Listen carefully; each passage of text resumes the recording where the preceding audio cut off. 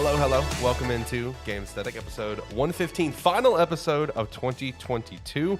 It is December 31st. We're going to end the year in beautiful fashion with ranking our top 10 games of this previous year. This year had a lot of great games come out, and we're going to be ranking them. We sat down, we made a nice little list. Spoiler alert, Elden Ring is not on that list because none of us played it. Maybe one day one of us will play the game. It'd probably be me out of everyone here. I would probably be the one to play it, but yes, Elden Ring did not make this list, so you can probably guess what's at the top. But anyway, I got the boys here with me to break down this list. Zach and John, how we feeling?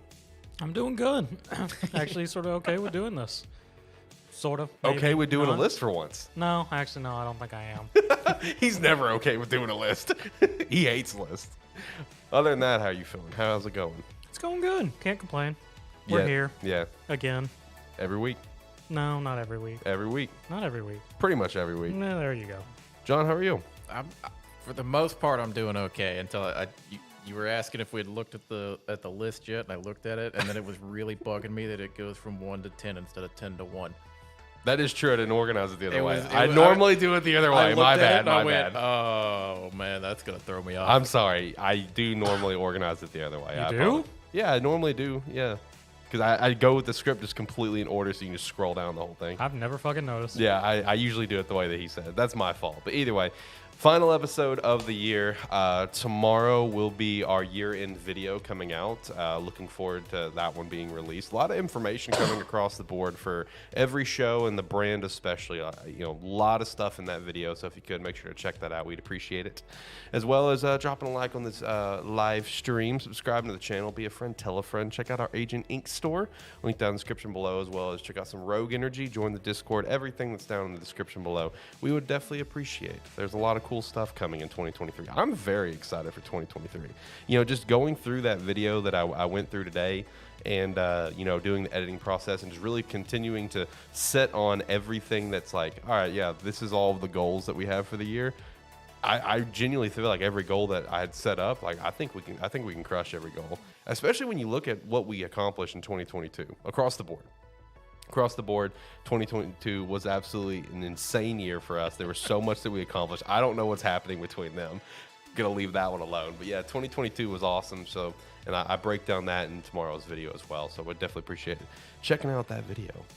Go ahead and start turning down the music now. So for today's episode, like I said, top 10 games of 2022. We got some honorable mentions as well. And then once we're wrapped up with those top 10 games, we will just kind of chat about a couple other things that we've been up to. John picked back up New World recently, so he can chat about that if he wants. I picked up Ancestors, the Humankind Odyssey, very randomly. I've had my eye on this game for a while, and just out of the blue, I finally bought it when it was on sale. I'm going to chat about it because I'm having a really, really fun time.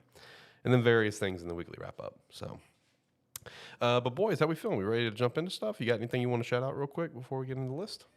I'm just gonna say, leading off, I'm gonna apologize from the start. I'll be coughing this whole way through it for the most part. No, me too. I had the flu recently, and all I got left is this damn cough. Yeah, mine's mostly gone. Yeah, but it's still sticking around. Dude, I feel you. Like if you get me to laughing, it's just gonna be like half a second of laugh, and then the rest is just me violently coughing.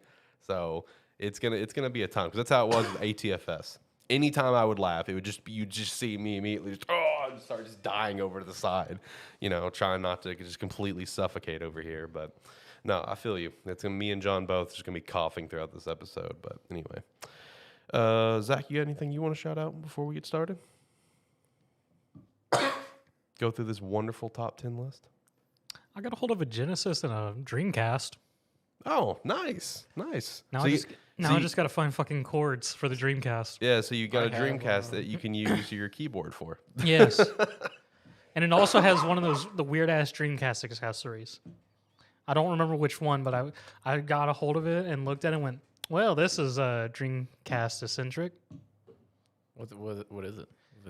What's it for? I honestly can't remember because I literally looked at it and went, oh, Dreamcast accessory. I'm never going to fucking use this. How'd you get a Dreamcast and don't have the cables for it? That's actually a good question. So my brother-in-law, apparently, I mentioned at some point that I was going to get a hold of him at some point, and he had both a Dreamcast and a Genesis, and has everything for the Genesis, controllers, a game, the cords for it. But for the Dreamcast, he only had the controllers, a memory card, and the console. But none of the cords. Well, Yeah, it's I don't think I have a spare set. It's a start. Yeah. I mean, I have a idea of where I can get a hold of the cords for the Dreamcast. It's just going to be a slight hunt down. Yeah. I may end up just having to buy a Dreamcast anyways. Oh, okay. All right. Well, at least you got one, though. Yeah. You can pair with your keyboard. Yeah, I can play, Shout I can out play to the Typing in the Dead. Shout out to the Dreamcast officially licensed keyboard that he has. He showed that off on a previous episode. Yeah. I don't remember which one, but yeah, shout out to that though. Anyway, let's go ahead and jump into the list. So we'll kick things. Yeah, I gotta say, I actually really like this list. So the way that we built it is that each of us, Disclaimer, which we still haven't. It's our top 10. Yeah, Yes. This is our top 10 list, Yes. which is Several of why- these games you're not going to see on anyone else's top 10. That's not true. That's not true. Some of these I've actually seen, a couple of them, especially what we're leading off with 10. But no, this is our top 10. And when it came to building this list, I'm actually a big fan of this list because like the way we did it is that each of us locked in one game for sure. Each of us had one pick that was going to be on this list. And then after that, we just kind of compiled a list of our favorite games and just kind of went from there of what we believed should 100% be on here. And this is ranked. You know, we've done previous lists before where it was just a list to be a list, you know, Yeah. like our 50 games that you need to play. That was just a list to be a list. But this is actually ranked similar to when we did the consoles. So I am actually a fan of this list because it's got some, you know, notable like AAA titles, but it also has a lot of more unique titles on the list, including what's leading off with number 10. We will also be the only top 10 list that you mentioned earlier that will not feature Elden Ring. That is true. Which, shout out, I just saw before we started that Elden Ring has now passed over 200 Game of the Year awards. Or Xenoblade Chronicles 3. Also true. We did not play that one either. Just, it's not our thing. You think one of us will ever play Xenoblade? I have played a little bit of I feel like Xenoblade John would be the Chronicles best bet. Definitive Edition, and I've played a little bit of Xenoblade Chronicles 2. You know what's funny? I never touched either of those, but I almost bought a prequel series, Xenogears, on the PlayStation 1. I will say, to my understanding, you could actually play Xenoblade 3 and be fine. You don't need to play 1 or 2. From So- my understanding, yeah. Yeah. So I feel like out of everyone here, you would be the most likely one to play Xenoblade, especially considering like not only do you not have to have the knowledge of 1 and 2, it is helpful, but you don't have to. Apparently, like just 3 is just like so much better gameplay wise than the other two. I didn't know this, but apparently 2 was a disaster when it came out. Oh, yeah. See, I didn't know that, but I feel like you would be the one to play Xenoblade. 2 was also up in arms because on the Western release, they didn't have the friggin' boob slider that people were mad about. Steve's put something in the chat. He said, Zach, check out Discord and game chat. I got you, BB. Apparently, he posted something for you. Let's see what it is. Is it Dreamcast Is it related? going to be toxic? Is it Dreamcast related, I guess? It is Dreamcast related. There you go. Oh, cool. Yeah, there you go. But, There's the AV cable now. I just need the power cable. yeah, hey, it's a step in the right direction. Thank you, Steve. Yeah, shout out to Steve in chat. But yeah, no Xenoblade on this list. No Splatoon 3. And I have played it. I just didn't think it would make the list, though. That was my personal opinion. And then, of course, no Elden Ring. And no Battle League. Yeah, no, Jesus Christ. So, you know, one thing that we toyed with when we were making this list is doing like a wider version of this idea where it's like our own Game Awards thing. I will say that's going to happen eventually. You know what I mean? If it's not like the end of 2023, another year, it will happen eventually where we will basically do our own Game Awards. And if we were going to do it this year, one of the rankings that I was going to throw out there was like top 5 biggest disappointments. Battle League was going to be probably number 1. Alex. Up front. The problem with that this year was when we started compiling our list, Yep. we didn't play a ton of games this year. Yeah, looking back on it. We don't have a production budget. I know, but we can make it work. We have a nice studio that we can make something work with. We'll Sniper figure it shot. out. Yeah. I can hold a card up. Yeah, see, John's got us.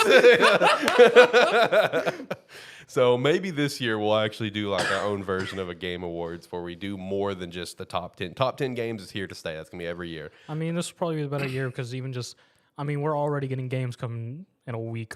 Yeah. I mean, this year already has more games that we're all excited about than this past year did. Oh yeah, absolutely. This past year had like a handful of games. Yeah. This one already had we have a handful of games in the first quarter. Yeah. I was about to say, because like next week alone, there's a game releasing on the 6th that I forgot about that I was slightly interested in. And then a week from that, One Piece Odyssey and friggin' Fire Emblem. Yeah. Fire Emblem's right in 20 days. So really excited for that. And you know, that was actually one thing I chat about in that year-end video, and I'll go ahead and chat about it now, that this year, out of like all 3 of our shows, right, I feel like this year, Gamesthetic could potentially have the biggest year because of how many games is coming out that we're going to plan to play. And one thing that I plan to do is get back to just like the clips that we used to do, but specifically for game reviews. So our game reviews are better archived. You know what I mean? So you can easily go and check out X review of X game very easily, because that's one thing that we just got away from. And it's something I want to get back on track with this year. So this year could be a huge year for this show, and it's really exciting. We're going to chat about that next week, though. Next week, we're going to look at all the games coming out for this upcoming year, kind of give our most anticipated and stuff like that, plus whatever else kind of comes out we want to chat about. But anyway, let's get into the list. Kicking things off with number 10. That's you, Zach. I mean, yeah, but it's more entertaining this way. I know. If you're listening in the audio format, I'm sorry. You should know by now. So number 10 we have as Dust Falls, which was I can't remember the studio, but more or less it was an Xbox Game Studios thing. It was on Game Pass. It's still on Game Pass if you want to go play it. And it is a narrative-driven choose-your-own-adventure game. With very unique art style and very interesting story, and just an insanely branching story at that. Like, there is a lot of branches based in the game to really change up the story. Characters are interesting in it. The dialogue is actually very well done. The choices and everything. And the real big kicker for me, it's why I push for this one to be at 10, is that it actually has 2 parts. It has the first half of the story involving the whole incident and everything with our characters. Then it actually skips like a decade after those events. So all of your choice you made during that first half, regardless of all the effects they had during the first half, you didn't get to see all the other aftermath effects, branching, butterfly effect stuff 10 years later, and play through an entire another second part following characters from the first part, plus a couple other ones who grown up in that decade of time and what they experienced based on how things went. And overall, just fantastically narrative game. I suggest anyone who has Game Pass to pick it up and try it.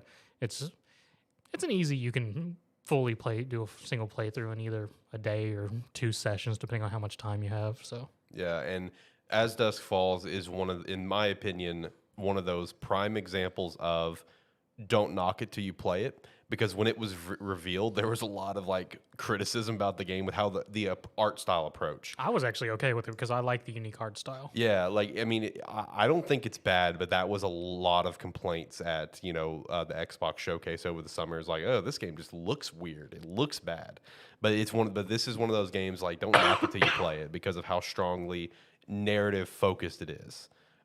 So shout out to As Dusk Falls making it on this list at number 10. Coming in at number 9.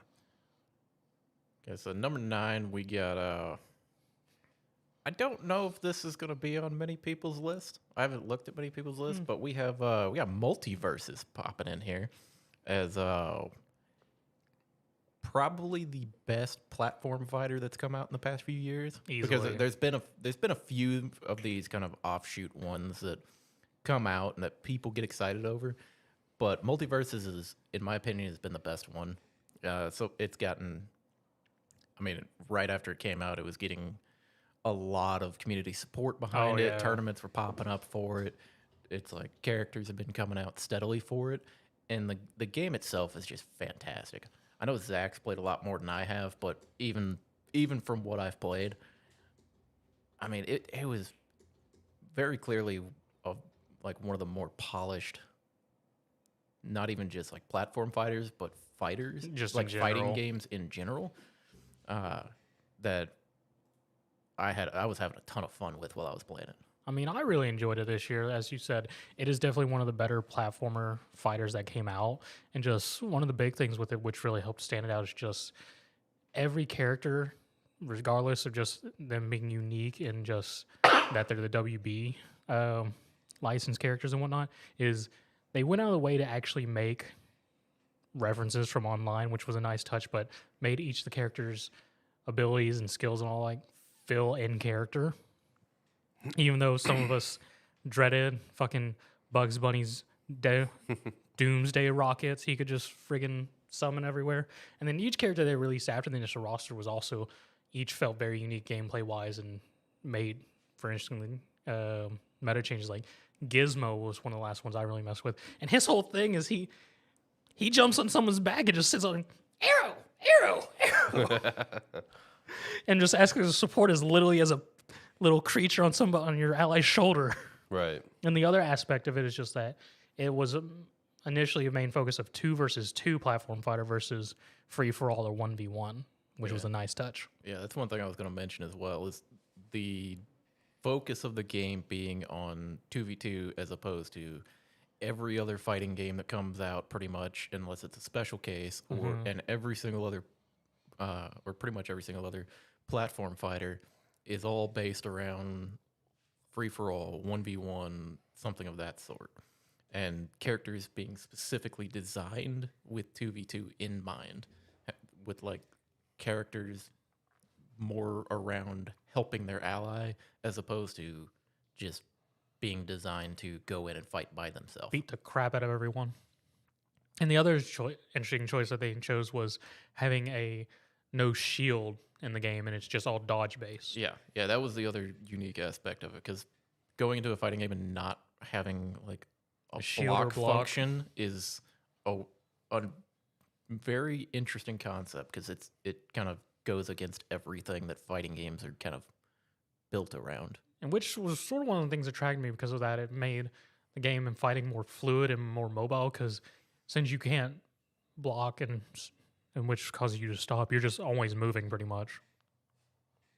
Yeah. So overall, very good fighting platformer. If you still haven't played it, it's free. Yeah. On literally everything.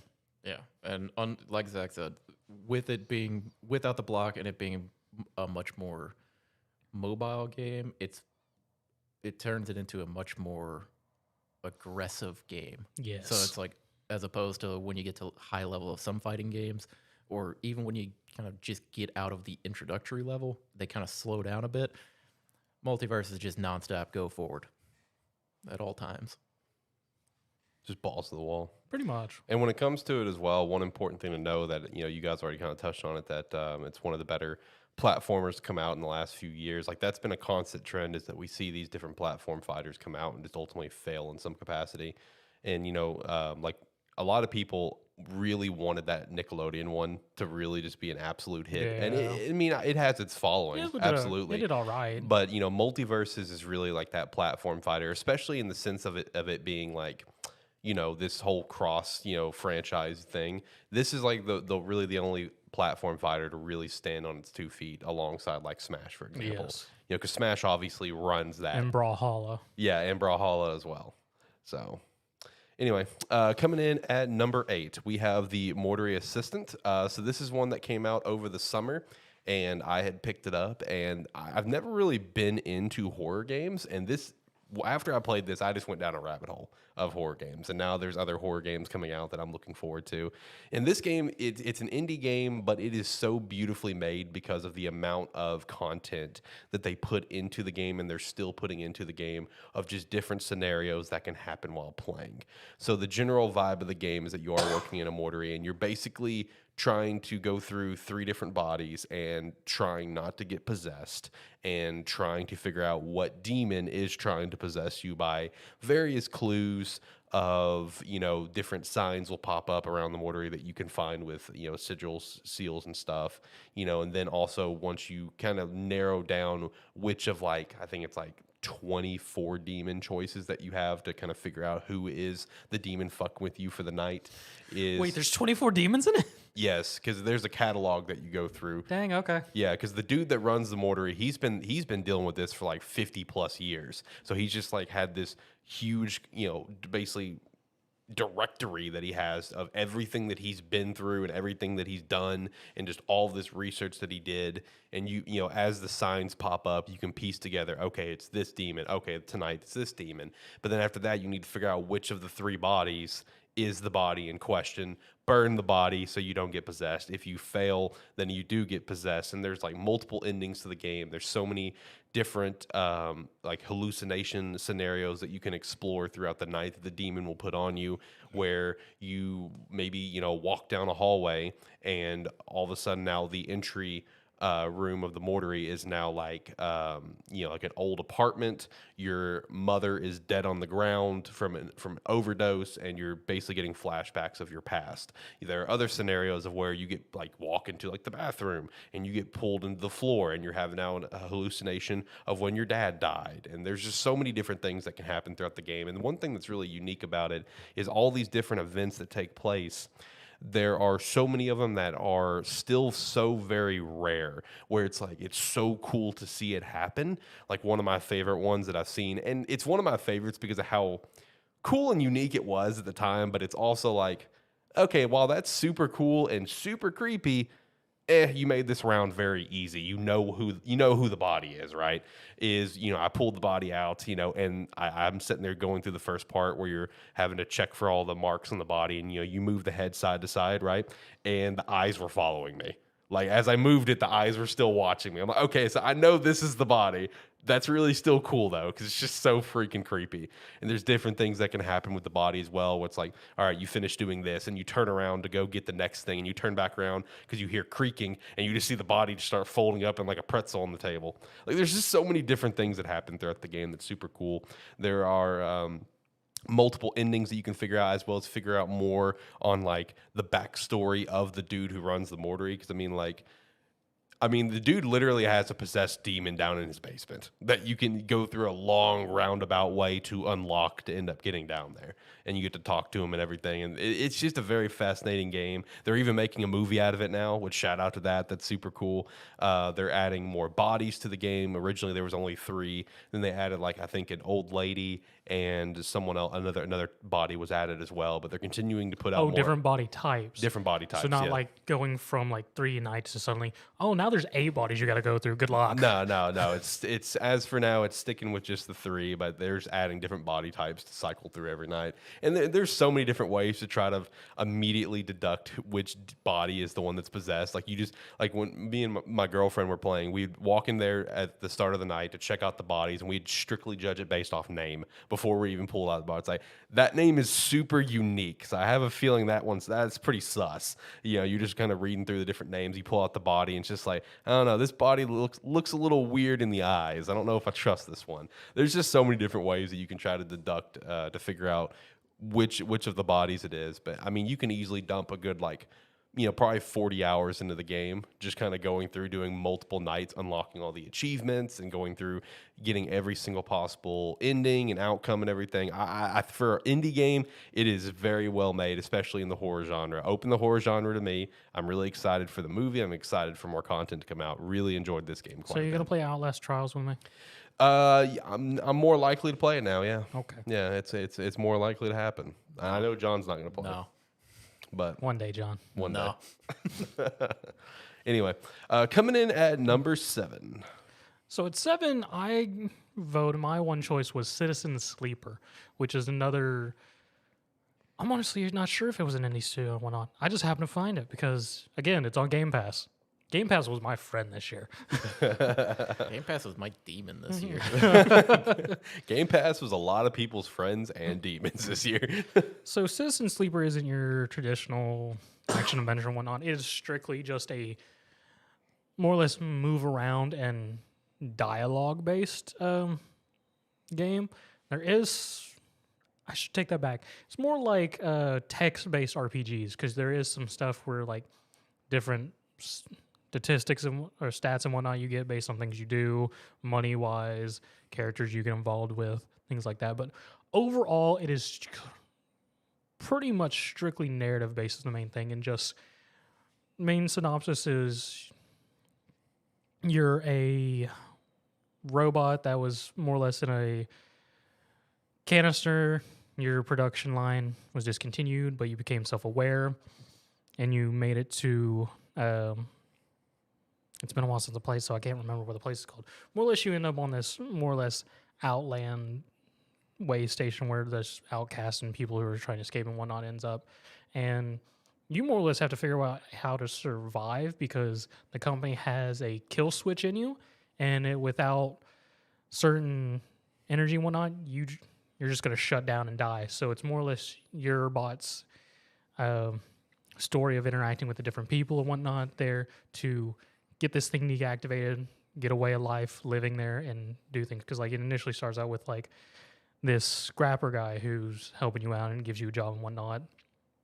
You help him out for a while. You get to more or less a choice to where either you study this fragment of technology you came across on the ship you're scrapping, which you know you can help you to try and figure out how you need to survive and stay alive, or you can do your job and scrap and help him out and continue that, which, depending on what you choose, either if you choose to keep doing your job, he's happy about it, helps you out, introduces you to someone else, giving you another job, or you get the information, you get a lead on what you need to do to get the kill switch out of you, and he kicks you to the curb. He's like, I do all this for you, and you're going to just do this shit to me? And it just progresses like that, meeting new characters, interacting different things, just tons of different stuff, from seeing the crime bosses to getting part of some secret investigation of the darker side to it, meeting this single father and his daughter and helping him out and her, as well as just like even a bounty hunter shows up who's here to get your ass and either take you back to this company or scrap you. So there's just, and each character is very interesting. Each one of their stories can go in different ways based on choices you make and things like that. But overall, very enjoyable, hard narrative story for anyone who enjoys narrative-based games. Highly suggested to anyone. And again, it's on Game Pass. If you have Game Pass, you can go play it now. Game Pass makes things very easy. Like I said, Game Pass is a lot of people's friend, or in John's case, people's demon. There's just so much stuff on there. Yeah, there is. You know, at least they do filter some things out, every once in a while. But the unfortunate part is every once in a while they'll filter out something. It's like, damn, I wish that could stay. Like I hit you up, it's like, man, they were getting rid of Dragon Quest. Yep. I was gonna play that eventually. And then John's like, you got like 2 weeks. I'm just like, I'm busy. Should have just played it, man. I know, I should have. Now I gotta buy it at some point. I mean, It's pretty cheap. It's on sale a lot too. yeah, it's on sale a decent amount, and I mean that. It's like a There's not a lot of games that I say are worth it at full price, but that one's worth it at full price. Okay, all right. Coming in at number 6, we have Triangle Strategy. Possibly the first game that at least all of us somewhat played. Yes. Yeah. Well, I mean, me and you put like 20 hours into it. That's still not bad. I didn't put 20 into it. You didn't put 20 into it. I put 20 into it. I dropped it a little quicker than you guys. Okay. I put it like 50, Yeah. So Zach, which is so funny because John and I were the ones that were really pumped for this game. I gave no fucks about And this game. Yeah, and Zach's just like, oh yeah, I'll pick it up, whatever. I mean, 20 hours is still a decent sampling size, but Zach actually beat it though. I mean, you really Yeah, I went at it. actually did a full playthrough. Yeah. This game taught me one thing for this year. I wasn't ready for strategy games yet. How so? I missed this. Well, it's just I was saving it for Digimon. Okay, Yeah, fair enough. he was saving it for that. But anyway, Strategy game. Anyway, Triangle Strategy though. I mean, overall, it was a very enjoyable strategy game. Very much enjoyed the whole story-based choices and whatnot of the 3 paths you could take, and just how throughout the story made some different changes here and there, and was also the controller of what characters you recruited. Yeah. And just sort of enjoyed that whole. I always enjoy games with large casts, especially strategy games. I just enjoy having large party groups and being able to in and out, because I agree to that. I'm one of those people. I don't usually have a full set team. I always switch people out as need be, and whatever I feel like's better. Overall, just ended up enjoying the game as a whole. In terms of combat and whatnot, it wasn't anything over the top for strategy. It was pretty straightforward. Yeah, it was pretty straightforward, but I did enjoy just overall mechanics, how each worked, how each of the class types worked throughout the game in terms of thing, and how they used elevation in the game. I very much enjoyed for a strategy game.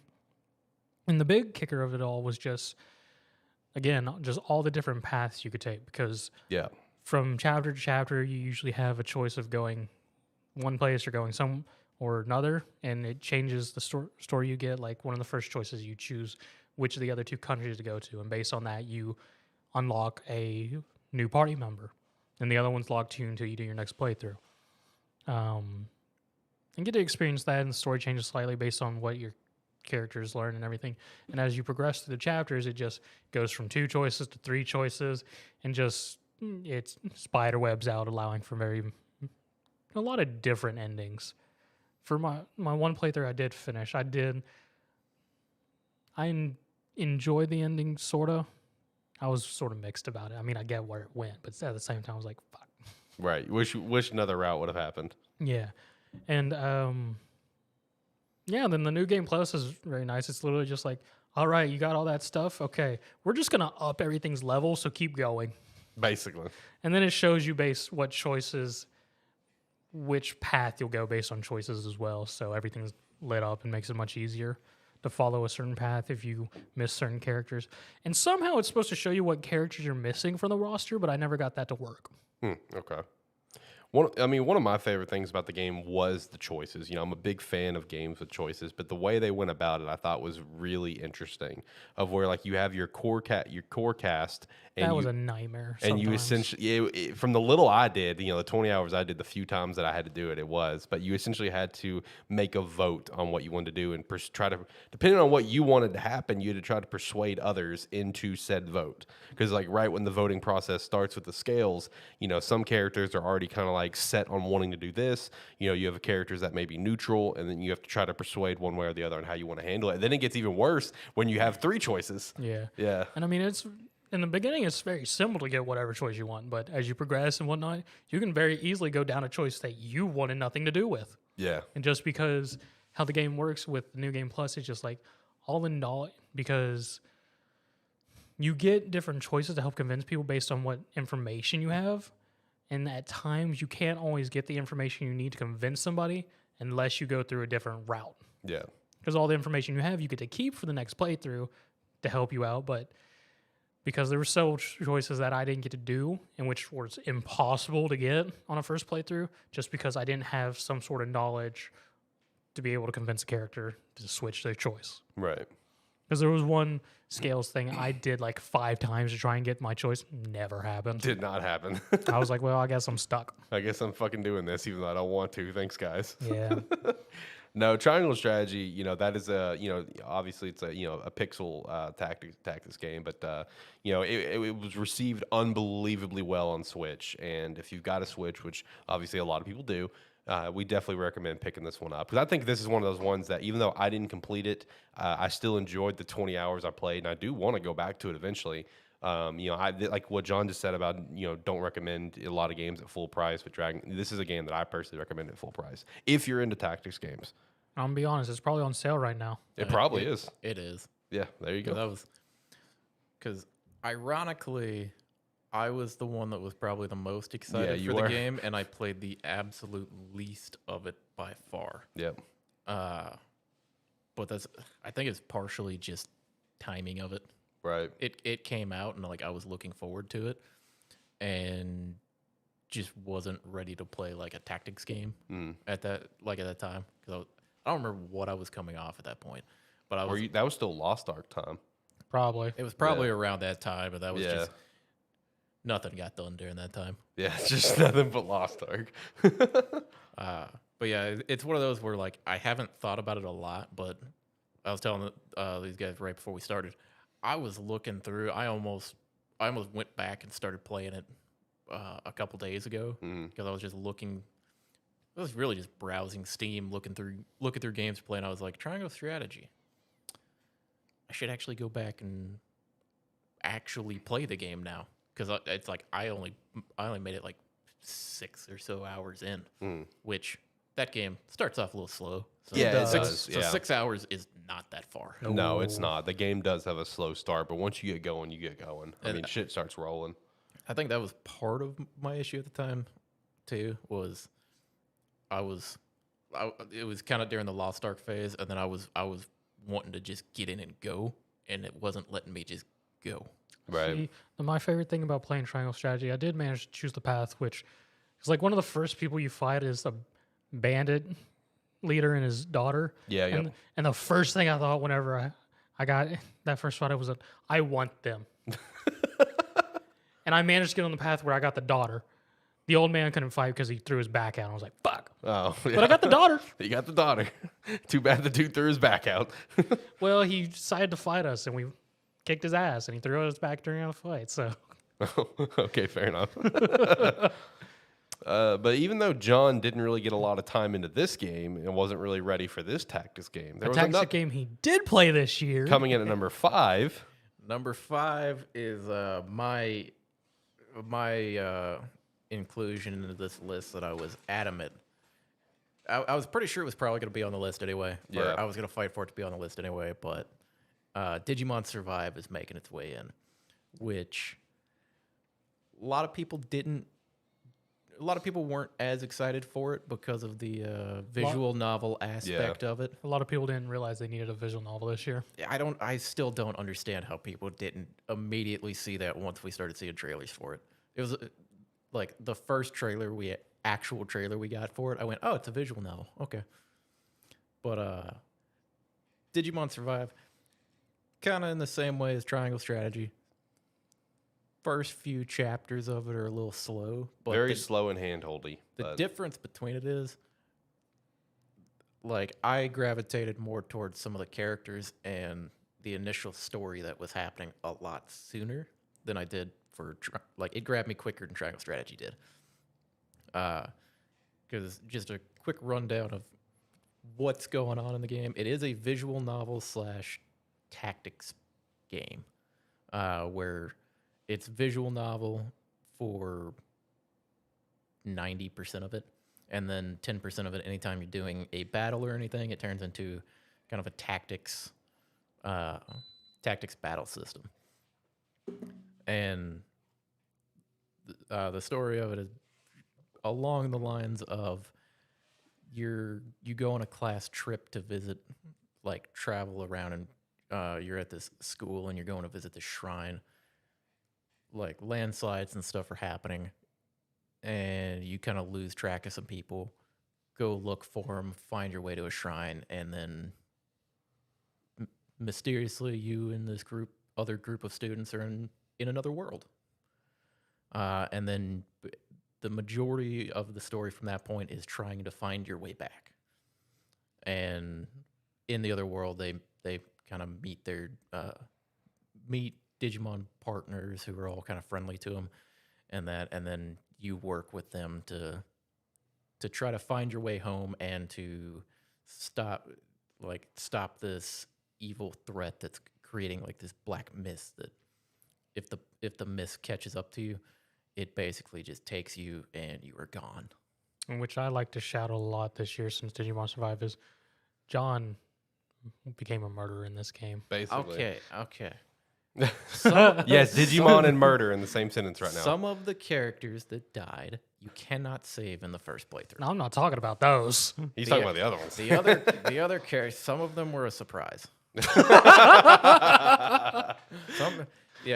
in Digimon Survive, there's different endings to the game depending on which characters survive and which ones end up dying. And during the visual novel elements of it,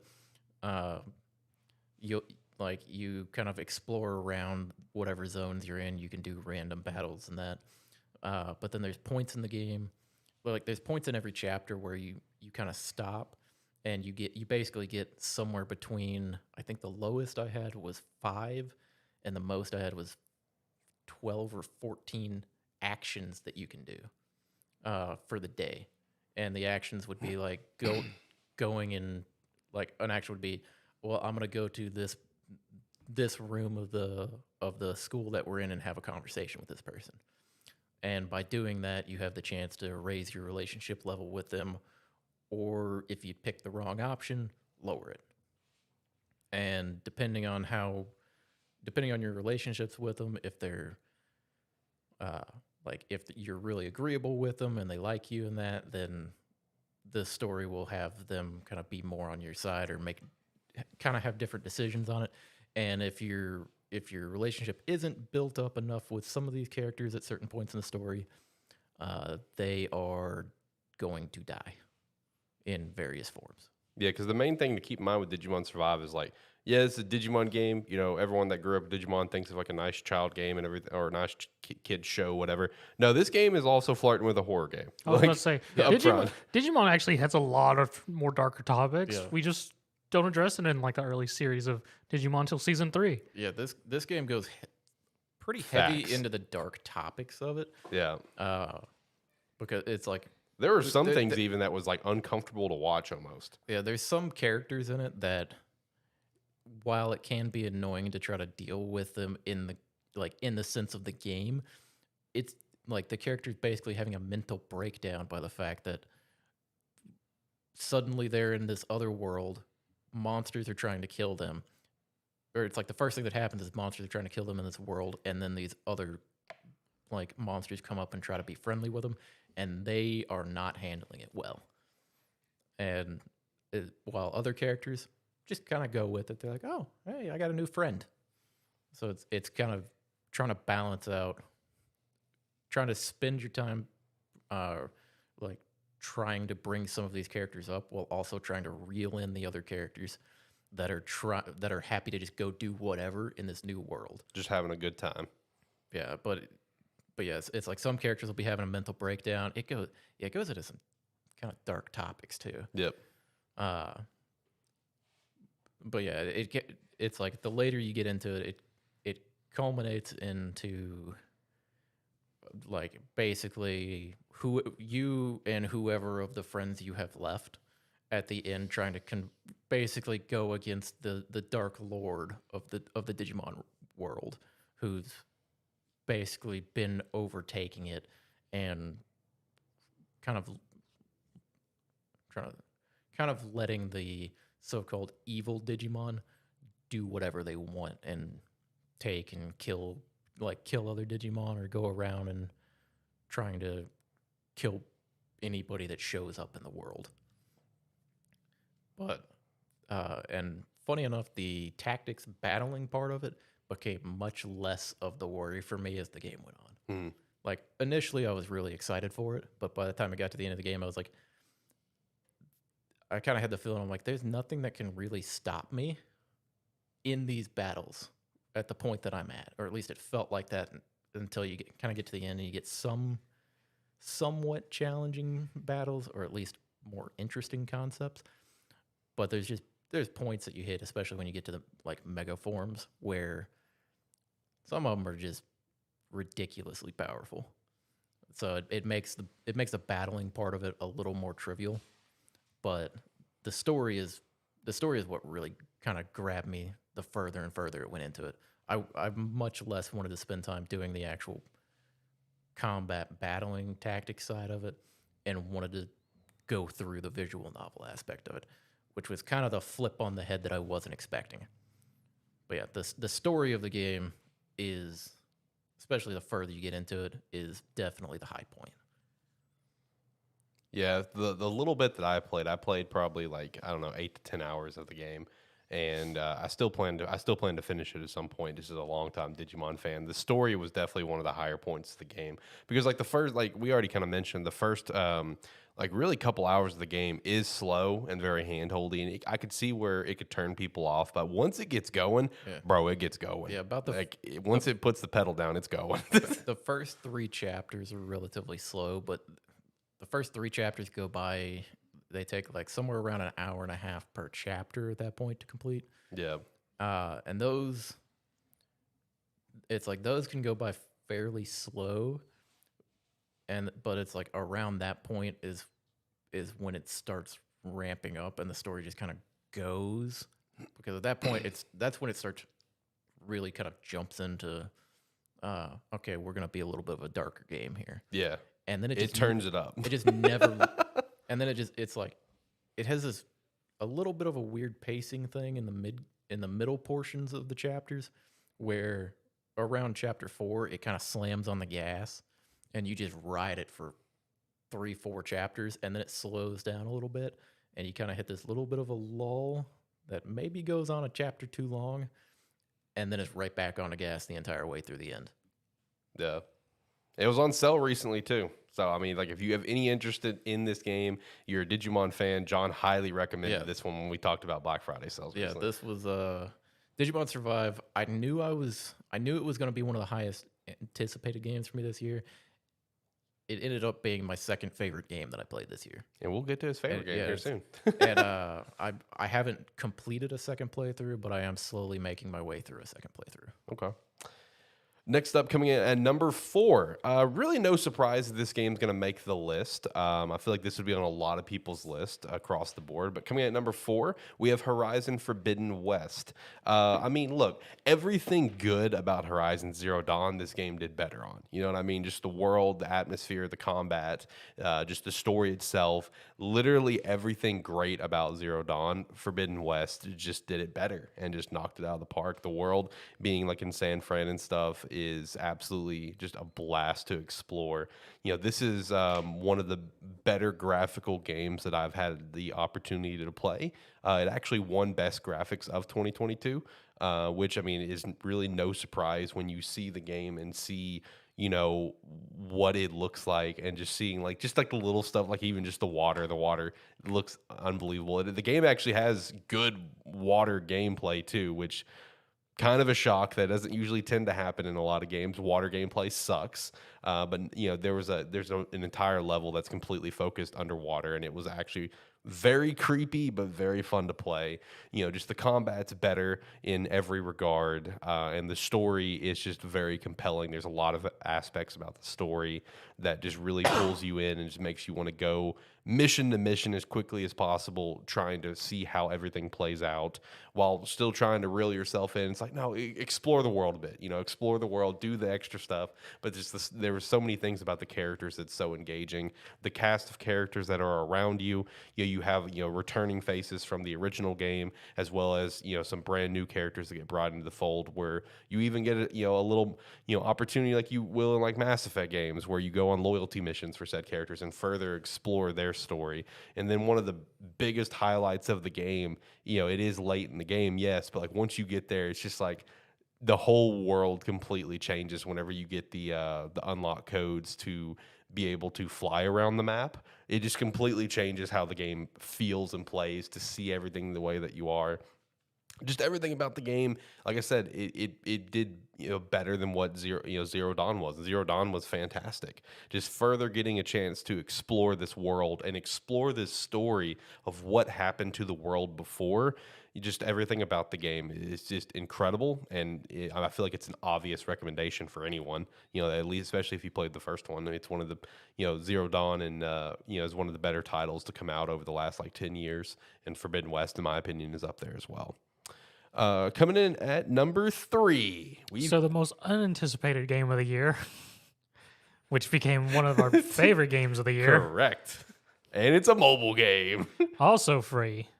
Coming in at number 3, we have Marvel Snap. I'll let Zach take this one because he's been playing this thing since God knows when. Yeah, I started playing like in May or something like that. Yeah. It was like May or June.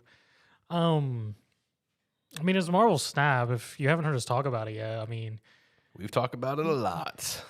It's a card game. You make a deck of 12 cards. You fight over 3 bases. If you win 2 of the bases, you win. And it's all Marvel themed. So if you like Marvel, check it out. You don't even have to like Marvel. No, not really. True. I mean, if you like card games, it's very good because you like Smash Up, it's gonna be up fairly your alley. it's fairly well balanced. All the skills are nice touch because pretty much all of them reference the original characters' abilities and whatnot, or some sort of quirk personality of theirs from the comics and everything like that. All the variants and arts are very nice, even if they are overpriced as fuck. But I mean, wrong. yeah. But the game is very good, and just of leaning away from pay to win. They've made it a little easier to do pay to win now with the token shop, even though it's bullshit. But just how the progression system works in it, with evolving cards to get collection level to unlock more things, actually getting a fair amount of like real world money currency just from playing, which you can actually do stuff with. Just all the different features they had to help you increase your collection level quicker if you want to. Like every 4 hours, it gives you cards that you can just, if you have the credits for, can just immediately upgrade, even if you don't have the boosters for it. Just promoting stuff. They'd still need to get better with events. Yeah. Also, Steve threw in their complete BS, that token shop. Yeah. Token shop sucks. Yeah. I only have one pull 3 card left in Black Bolt and spend nothing but him for the past 4 days. I don't want to spend 1,000 tokens on him. I've had a card pinned for like 2 weeks and I'm only halfway to it. Yeah, the collection for tokens is they stressed up front it was going to be a slow move. Don't expect a lot of tokens very quickly, but man, does it.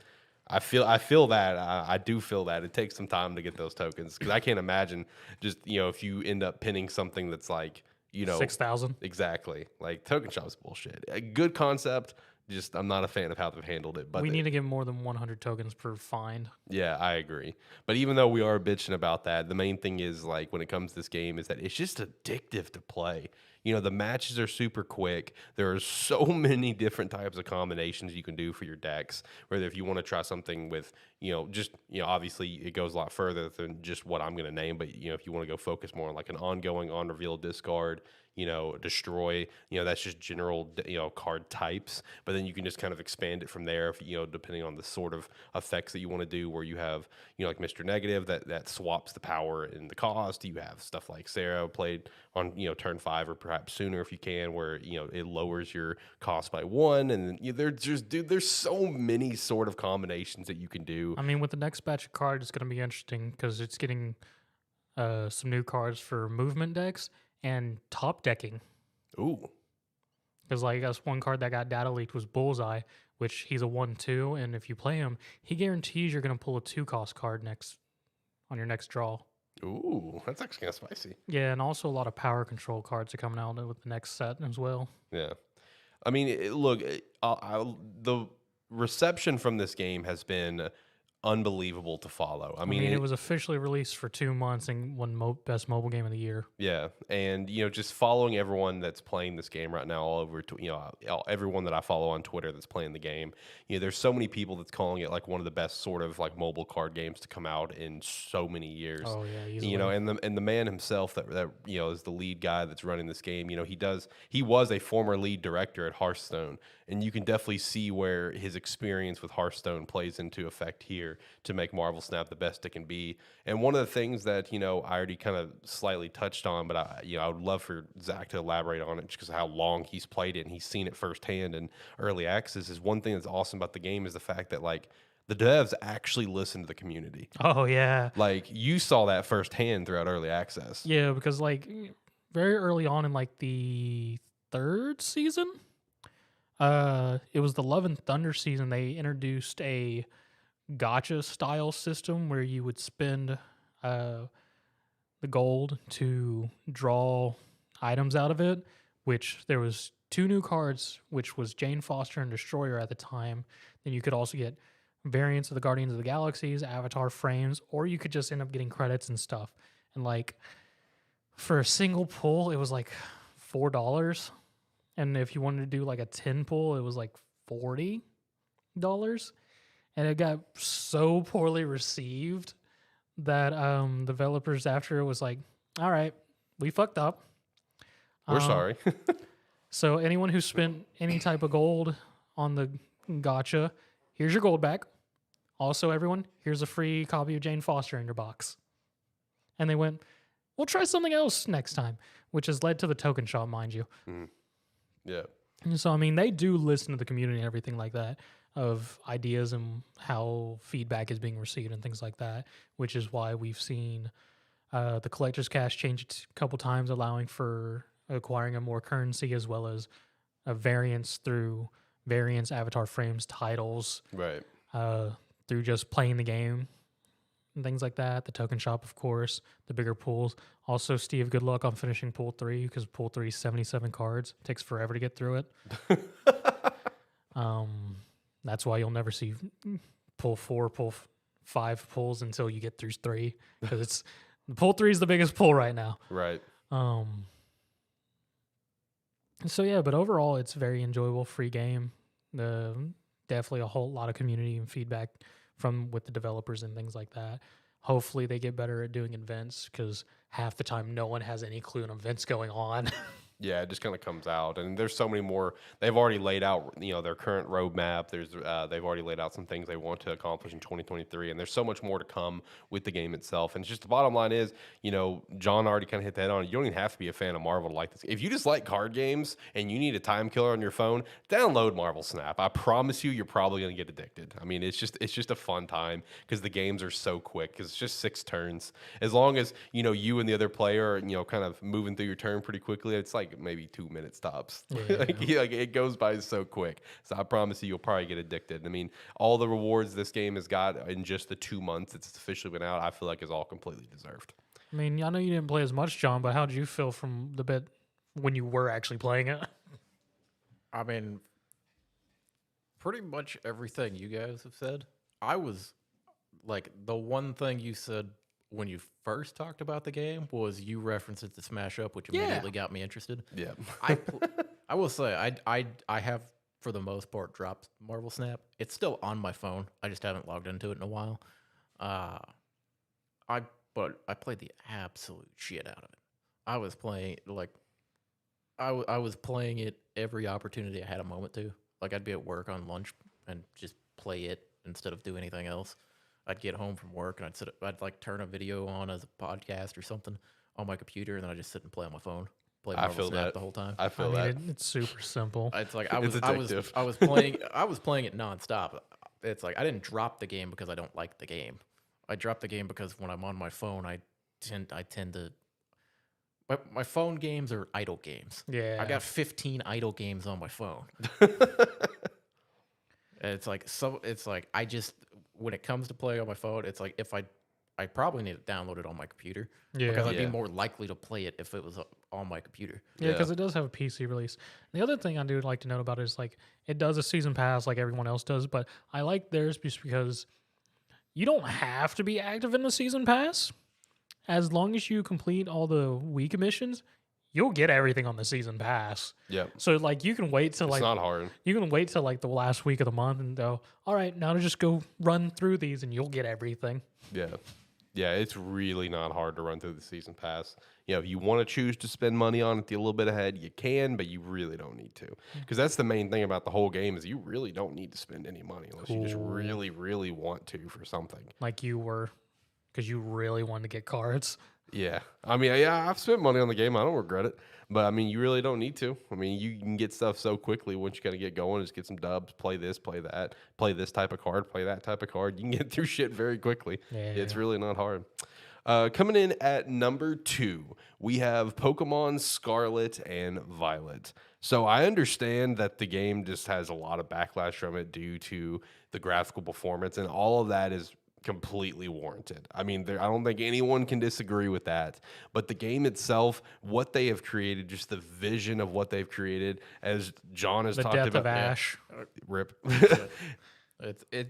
Yeah, like you said, it had some definitely got performance issues, and it's like people that complain about that, they're in their right to complain about that. But 100%. But it's like there are also people out there that are using that as an excuse to complain about the game as a whole. Which to that I would say fuck off. I would agree to that. Fuck off. Because I mean, we've been wanting for 20 years to have an open world Pokemon game. And we finally and got we it. have one, and my God, is it everything I want it to be. We got a second one because we got one in the beginning of the year, which was free area. Open zone. Yeah, similar to what Sonic Frontiers is, in my opinion. And as far as the open world Pokemon games, it's like some people may not like the pacing of it because, if you kind of go off and do your own thing, by the time you go and head around to the gyms and all this stuff like that, it's going to be trivial. Woo!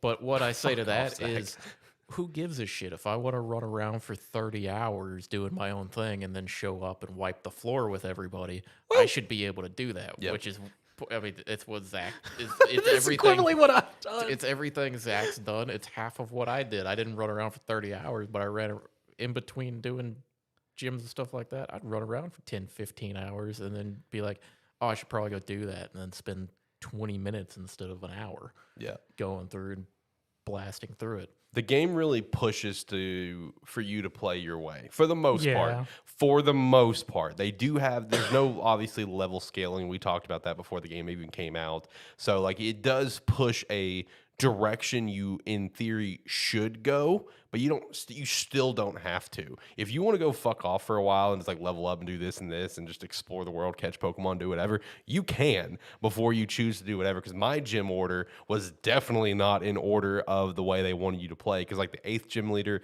that they want you to face, that was my 5th or 4th. I mean, you can just do whatever you want, and it really pushes that narrative of just go play the game. Yeah, my gym order was whichever one is closest to me at the time I decided to go do a gym.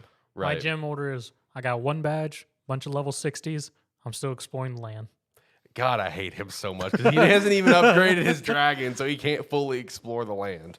I mean, I'll explore whatever I need to, and then I can just friggin' fly back to wherever I couldn't get to once I upgrade. Are you ever going to go upgrade? I mean, once I explore in all of Paldea, yeah. But you can't explore everything until you upgrade your dragon. Well, once I reach a dead end, I'll go upgrade the dragon. All right, that's all I need to know. Yeah, I mean, personally, for me, it's like I've enjoyed Pokemon games as they've come out. I haven't really had issues with the past few generations that have come out.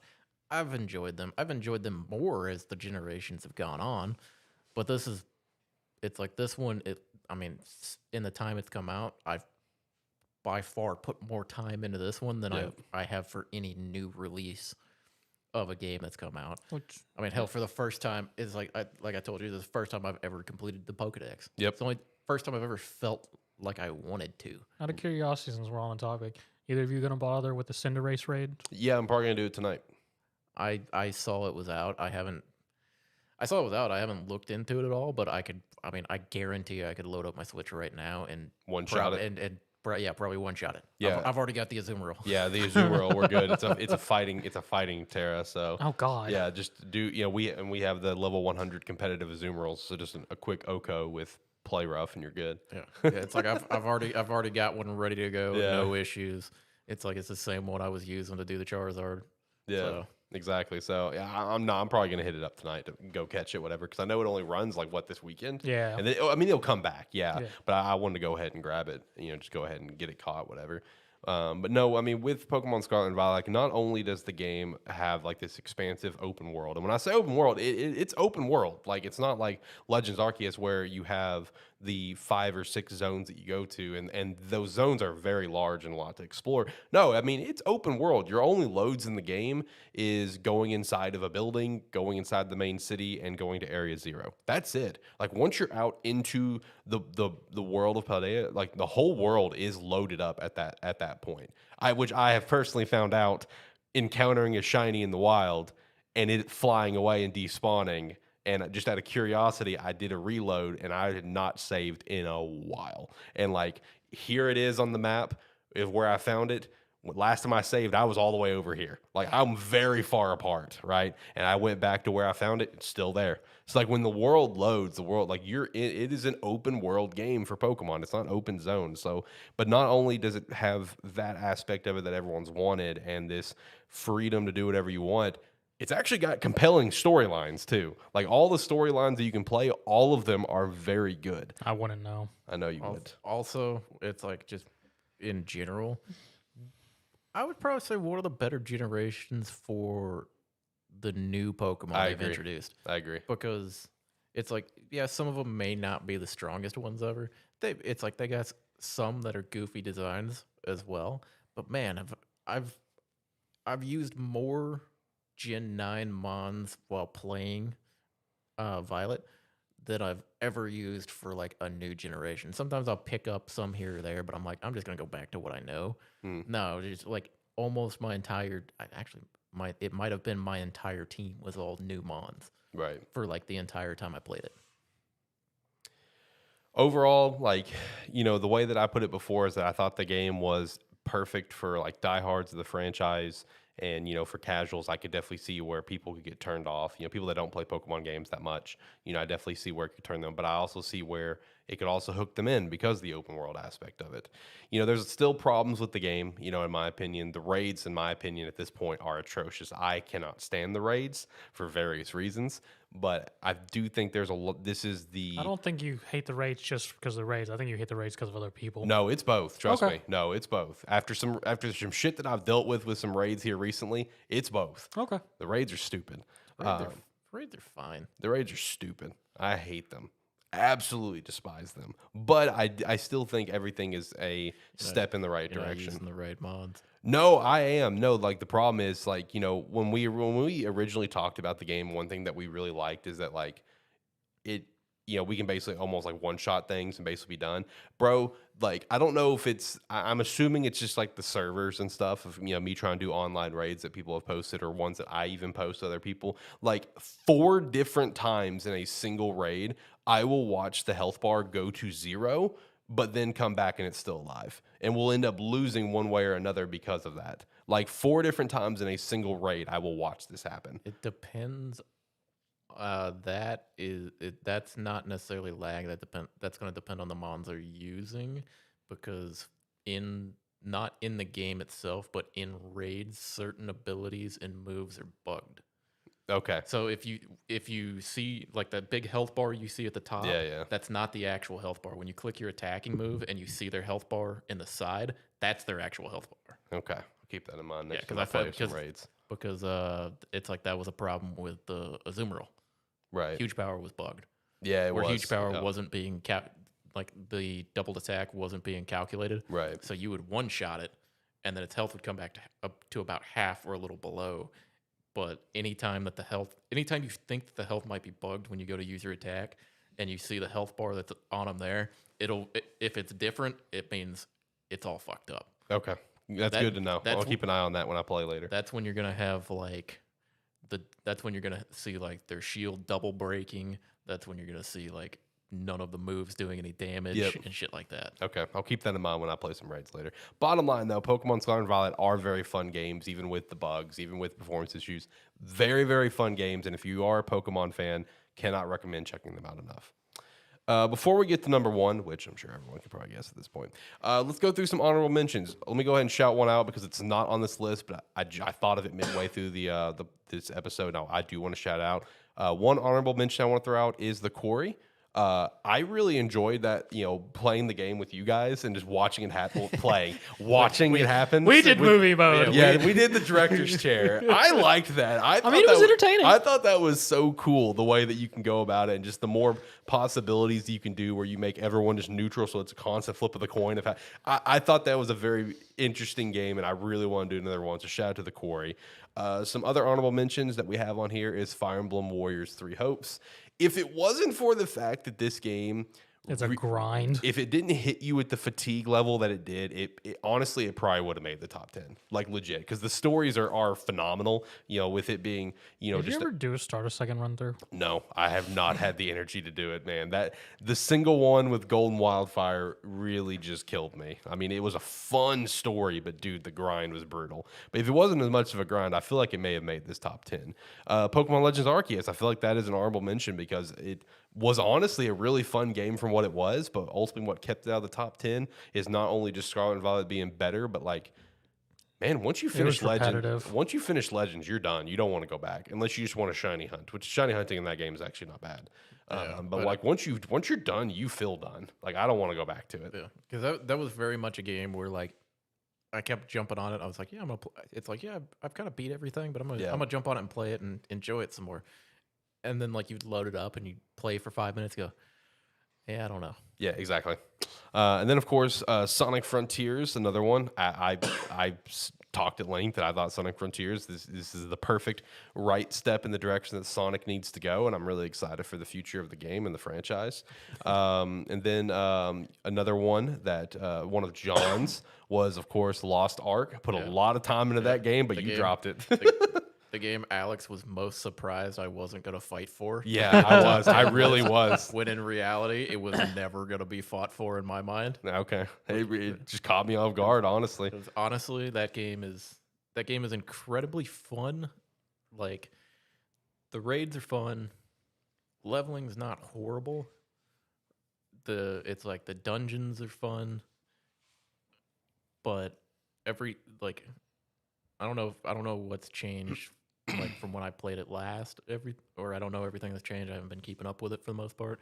But the majority of the systems built around the game, as far as progressing up the vertical ladder and somewhat the horizontal ladder, were just tedious. Right. It was all just tedious. It's like while you're in it and you're playing it, you don't notice as much how tedious it is, because it just becomes a rhythm. Like it would be like you log in, you play it, because it's like, I think I had 7 characters I was playing. Yeah. So I would log in, I would play 3 of those characters one day, and let the rest, I'd log in, I'd play my main character, or like my main 2 characters, and then I would let the rest bonus build up on my other characters. And then when the rest bonus was full, I'd just rotate through the characters. I kind of had them on a cycle, so it's like one day I would do this set of characters, the next day I would do this set of characters, and go through it. It just becomes a cycle. But by the time you finish running through all your dailies and stuff on your characters, you don't got time to do anything else. Right. At least for me, because I'm coming home from work, I'm getting dinner, taking care of some stuff around the house, and I log in, do my dailies and that, and I'm like, well, shit, now it's time to go to bed. Right, yeah. A couple more honorable mentions we had, a couple of Zacks. Nobody Saves the World and Harvestella. My joke buy and then a dungeon crawler.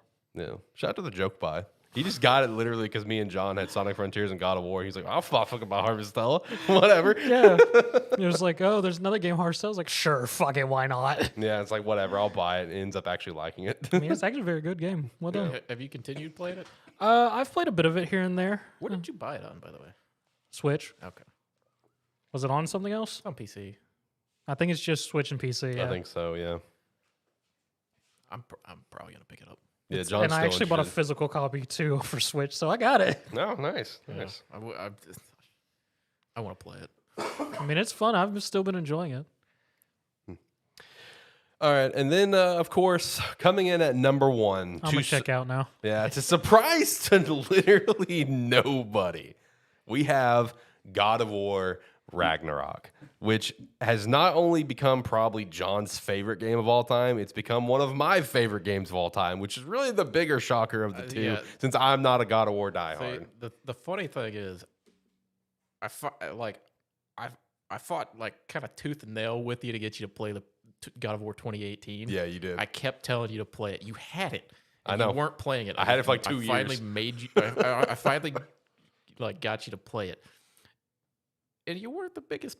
You weren't super hot on it. No, I mean, it was like a solid, for me, like a 7 out of 10 game. I mean, 6.5 maybe, around there. Well, yeah, I thought it was okay. Then in comes Ragnarok. Yep. This game is fucking awesome. In every way. It's like it takes the remodeled formula that 2018 gave us, Yep. and just enhances it. Not like a crazy amount, like combat wise or anything. Combat feels slightly faster, slightly like you get a few more options. You don't get a ton more like abilities and stuff like that for all of like the weapons and stuff you're carrying over from the previous game. It's just a very slight like feeling of fluidity that they added to it with some of the new moves and things that you can do, especially with we can say it at this point, companion characters. Yep. It's like the way that companion characters work in the game is different than 2018 just slightly. It's like you don't have, I mean, really you only have 2 different types of like arrows you use. It's mostly for exploration, but depending on which one you use, they do influence combat a little bit. But the story of the game is fucking phenomenal. The story is absolutely captivating to me because it was one of those cases where I've already started my second playthrough and I'm going through it because, like, for my first playthrough, I'll be honest, I did do a decent handful, but in my opinion, I feel like I did so little side stuff because I was so hooked on the story. I needed to know what happened next. So like those few times where like Mimir or Trey was just like, hey, we got some free time. You want to go explore? I'm like, no. I need to know what happens next. Meanwhile, I'm the opposite. It's like I'm going through it. I was addicted. I'm going through it, and they're like, "Hey, we can head to the. It's like we can go ahead and head on to this area, but we got a little bit of free time if you want to explore." I'm like, going that way. Yep. And Not me. And I would just kind of explore, see what I could find, see if I could find anything interesting going on. Which I mean, I don't know if there's. I feel like there's less side quests in this game than there were in 2018. Really? No, well, I don't know if there's less or if I just didn't do as many, but the ones that I did felt more impactful than the ones from 2018. Right. They seem like they had a little more weight to them, which was interesting because a lot of the ones from 2018 had like carried a lot of weight with every quest that you did. Right. But yeah, the only thing, it's like one thing I will say is I think I mentioned it when I initially was telling you guys my review of the game, and you should know at this point now, not all of the realms are created equally. No. It's like there are definitely like 2 to 3 realms where they're like, this is the meat of your exploration. Yep. But yeah, But the fact that you still get to go to all of them is cool. yeah, you get to go everywhere. It's like, and the ones that are opened up where you can go around and explore everywhere, man, you really can just go do whatever you want to. Yeah. And some of the zones depending on when you go explore, what quests and stuff you interact with, it changes the whole landscape of the realm that you're in and opens up new areas to kind of go to and explore. But yeah, it's like the exploration, the combat are all big highlights of the game.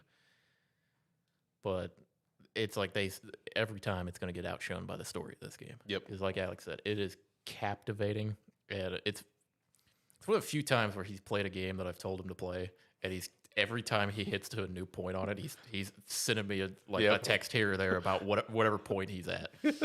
Yeah, that's true. I was hitting him up pretty often, which is funny because then the same thing happened when Brady finally got the game recently. He was hitting me up the same way I was with you. He would hit me up like, "Oh yeah, I just got to this, whatever." And I'd text him in the morning like, "All right, so where'd you get to last night?" He's like, "I just finished this." I'm like, "Oh man, wasn't that cool?" It's like, "Wow, wasn't that great?" It's like I'd just be like sitting at the house like watching TV or something, but I'd put my phone would go off. I'd look at it, and it'd be like, "Man, Heimdall's a dick." Yeah.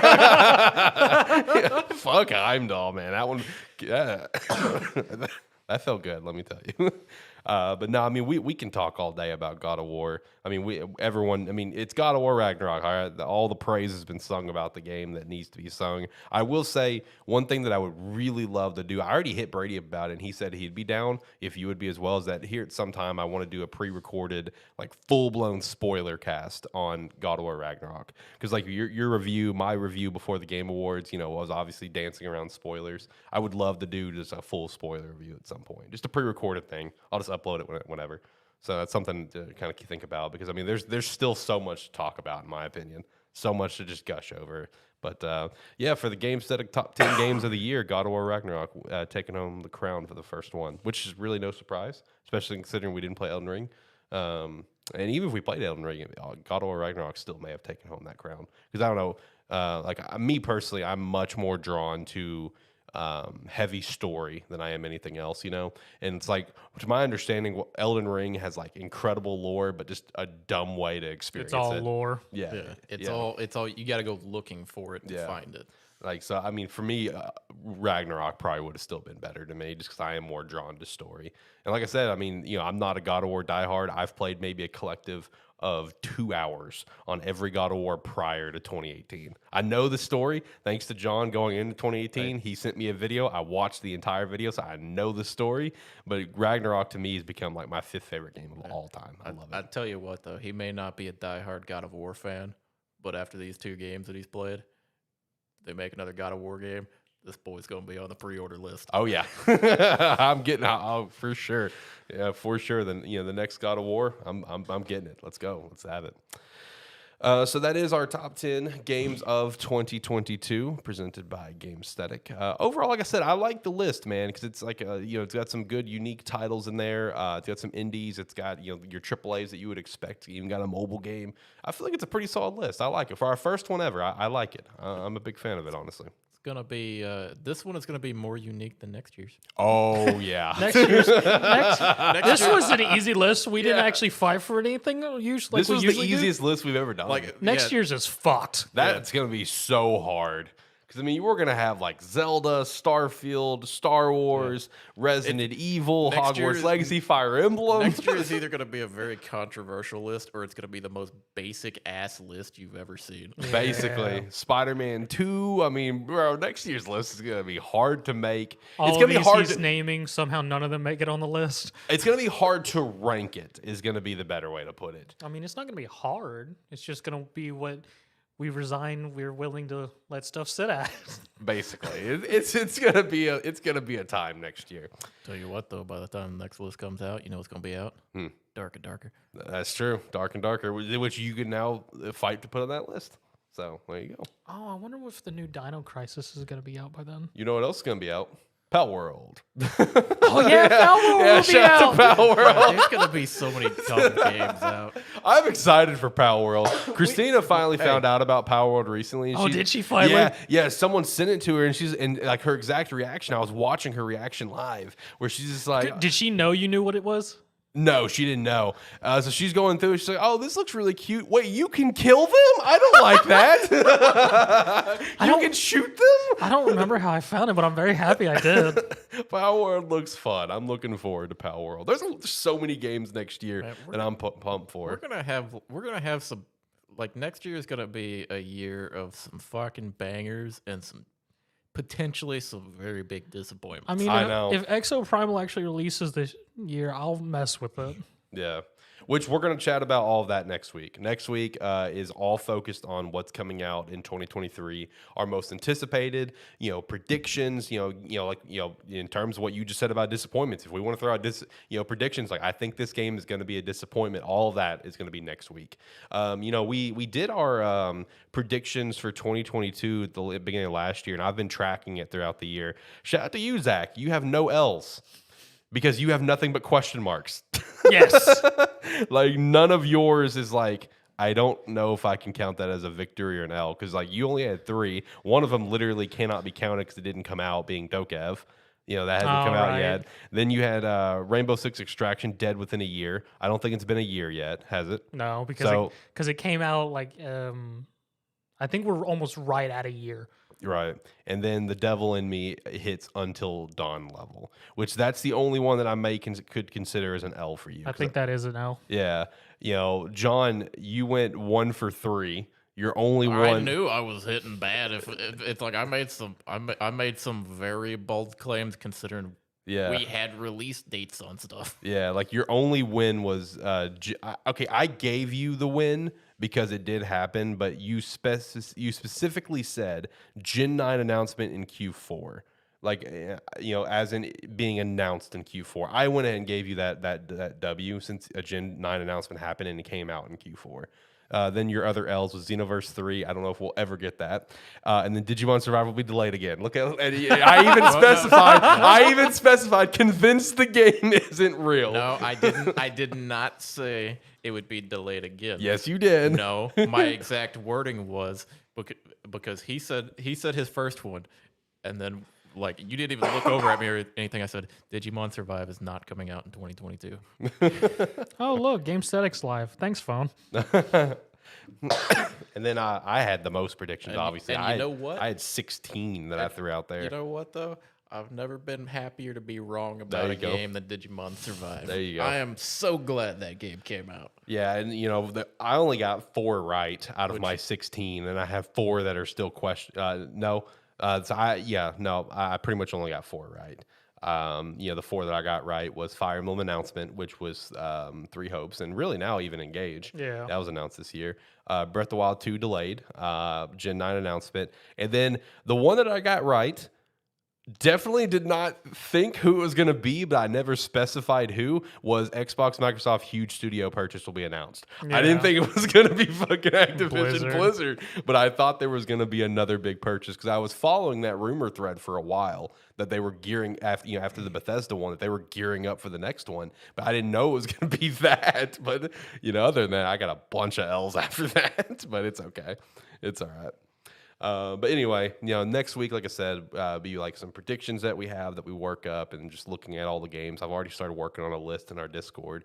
So we're going to be good for next week on that. And just excited for 2023 and all the games to come out. Like I said, I think this is going to be a big year for this show just because of the amount of games that I know that we're all interested in. I mean, and what's super cool about it is that we all have a vast different set of interests. Like I know Zach has a list of games that he's super pumped for that's like only like in your realm that you're pumped for. Same goes for me and same goes for John.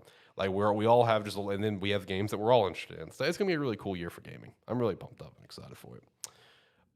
So we're like, like an hour and 30. Do we want to chat about anything else? Or do we want to save it for another time? I mean, how much do you actually want to go through the wrap up?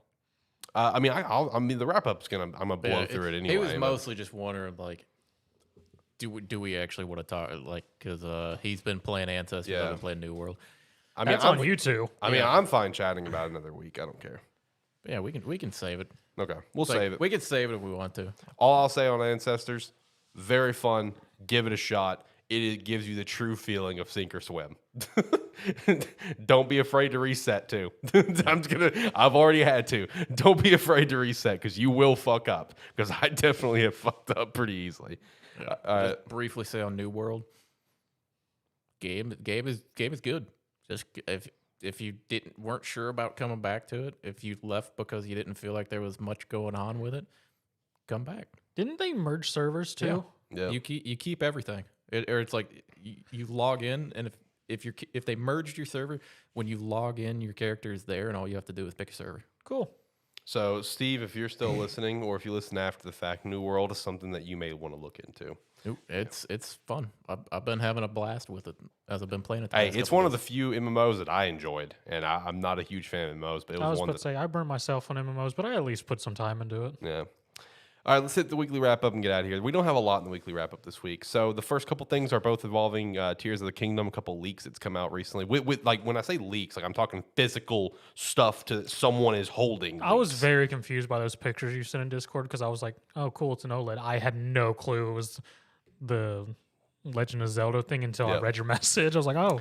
I didn't realize it either. I just assumed Alex bought another OLED. That's what I thought too. That's exactly what I thought. I opened it up, saw the first picture in your name, and I went, man, Rich Boy bought another OLED. Fuck off. No. It was a Tears of the Kingdom OLED special edition that was leaked recently on Reddit. And like I said, it's a physical thing here. You can see someone actually holding it. And that alone, it seems pretty convincing. I mean, we know with this game there was probably going to be something come alongside of it, right? But this also further confirms that obviously there is no new hardware, it being the OLED special edition. But something to keep a look out there. It did look pretty cool. And then there was also another recent leak involving, it was like a little flyer that they were holding that was all, there's a Tears of the Kingdom like flyer, and like prominently in the middle of it was a Nintendo Switch Online featured thing, very prominently in the middle of this whole flyer, which just brought up a lot of questions that the game may have co-op, because that was actually a leak a while ago that the game had been tested for co-op. And I'm going to go ahead and say it up front. I have no doubt in my mind that they have at least tried to do co-op for the game. Just test it. See if we want to do it. See if we can do it. Is it going to be in the final game?